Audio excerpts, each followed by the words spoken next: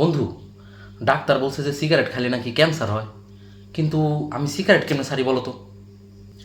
আরে বেটা, সিগারেটের দিন শেষ, ভ্যাপের বাংলাদেশ। তুই সিগারেট ছাড়, ভ্যাপ ধর, একদম সেম ফিলিং পাবি। হাই হাই বন্ধু, কি কইলি? আমি তো আজকেই যাই ভ্যাপ কিনে নিয়ে আসবো। Come to the reality.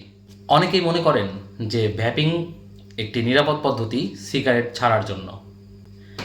এই বিশ্বাসটা সম্পূর্ণরূপে ভুল।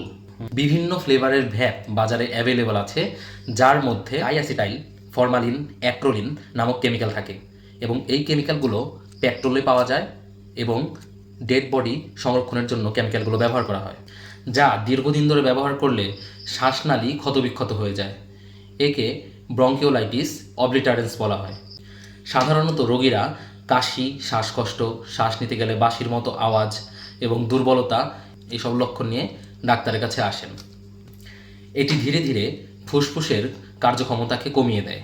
যতই বলুক যে ভ্যাপের মধ্যে নিকোটিন নেই, কিন্তু রিয়ালিটি হলো প্রত্যেকটা ভ্যাপের মধ্যে নিকোটিন রয়েছে, যা ব্রেইনের জন্য ক্ষতিকর এবং যা অ্যাডিকশনকে আরও বাড়িয়ে তোলে। তাই আজই সচেতন হন, ধূমপানকে না বলুন, ভ্যাপিংকে না বলুন, আপনার ফুসফুসকে ভালোবাসুন এবং সুস্থ থাকুন।